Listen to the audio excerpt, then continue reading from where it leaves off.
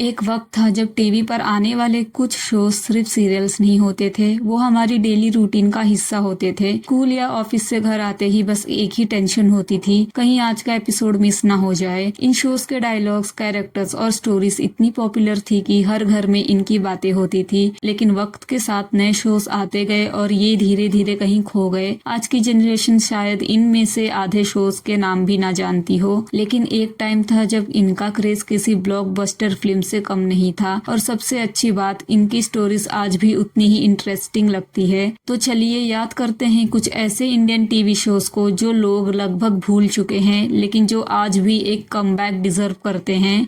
और इस लिस्ट की शुरुआत करते हैं उस शो से जिसने पूरी जनरेशन को डॉक्टर से प्यार करवा दिया था। इस शो का नाम है दिल मिल गए। 2007 में शुरू हुआ ये शो संजीवनी हॉस्पिटल के यंग डॉक्टर्स की लाइफ पर बेस्ड था। अरमान और रिधिमा की लव स्टोरी, उनकी नोकझोंक, दोस्ती और हॉस्पिटल की रिस्पॉन्सिबिलिटीज के बीच जो इमोशंस दिखाए गए वही इस शो की असली जान थे। उस टाइम टीवी पर फैमिली ड्रामास का ही राज था, लेकिन दिल मिल गए ने यंग ऑडियंस के लिए कुछ बिल्कुल नया लेकर आया। हर कैरेक्टर की अपनी फैन फॉलोइंग थी। अब बात करते हैं शका लका बूम बूम शो की। सच बताओ, बचपन में हम सब ने एक बार तो जरूर सोचा होगा, काश मेरे पास भी वो मैजिक पेंसिल होती। बस इसी एक आइडिया ने शका लका बूम बूम को लेजेंड बना दिया। शो की स्टोरी संजू नाम के एक स्कूल बॉय की थी जिसे एक मैजिक पेंसिल मिल जाती है। वो उस पेंसिल से जो भी ड्रॉ करता था वो सच हो जाता था, लेकिन हर मैजिक के साथ एक नई प्रॉब्लम भी आ जाती थी, जिसकी वजह से हर एपिसोड में एडवेंचर और एक्साइटमेंट दोनों देखने को मिलते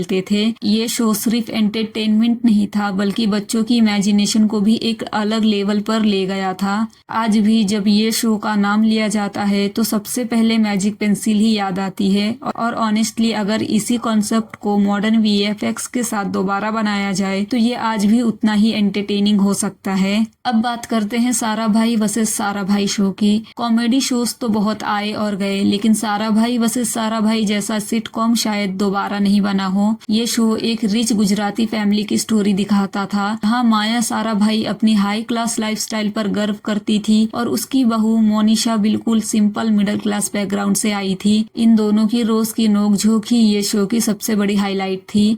अब बात करते हैं उन शोज की जिन्होंने फैंटेसी, हॉरर, आर्मी लाइफ और क्राइम इन्वेस्टिगेशन को इंडियन टेलीविजन का एक अलग ही लेवल दे दिया। और यकीन मानिए, उनके बिना ये लिस्ट बिल्कुल अधूरी है। बात करते हैं पहले हातिम शो की। अगर 2000s में फैंटेसी और एडवेंचर की बात होती थी तो सबसे पहले नाम आता था हातिम। ये शो की स्टोरी हातिम नाम के एक बहादुर योद्धा की थी जो दुनिया से बुराई को खत्म करने और लोगों की मदद करने के लिए एक लंबी और खतरनाक जर्नी पर निकलता है। अपने सफर में उसका सामना जादूगरों, राक्षसों और कई अजीबोगरीब चैलेंजेस से होता था। उस वक्त इंडियन टीवी पर इतने बड़े लेवल का फैंटेसी शो देखना ही अपने आप में एक अलग एक्सपीरियंस था। ग्रैंड सेट्स, कॉस्ट्यूम्स और एडवेंचर ने बच्चों से लेकर बड़े तक सबको इसका फैन बना दिया था। एंड अब बात करते हैं नेक्स्ट शो की, जिसका नाम है आहट। आज भी अगर रात में किसी को आहट का टाइटल म्यूजिक सुना दो तो शायद उसके बचपन की यादें ताज़ा हो जाएंगी। ये इंडिया के सबसे आइकॉनिक हॉरर शोज में से एक था। हर एपिसोड में एक नई हॉरर स्टोरी होती थी, कहीं हॉन्टेड हाउस तो कहीं ऐसी पैरानॉर्मल इंसिडेंट्स जो देखकर लोग टीवी की आवाज़ तक कम कर देते थे। सबसे इंटरेस्टिंग बात ये थी कि हर स्टोरी अलग होती थी, इसीलिए ऑडियंस को कभी ये पता नहीं होता था कि अगले एपिसोड में क्या देखने को मिलेगा। अब बात करते हैं एक ऐसे शो की जिसका क्रेज आज भी कम नहीं हुआ है। ये शो का नाम है सीआईडी। ये शो के कुछ डायलॉग्स अब लेजेंड बन चुके हैं, जैसे कि दया दरवाजा तोड़ दो।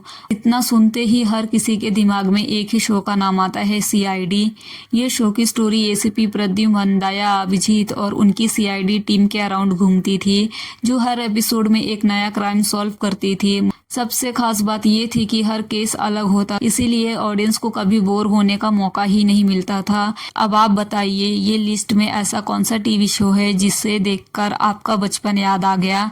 और अगर सिर्फ एक शो को वापस लाने का मौका मिले तो आप कौन से शो का नाम लेंगे?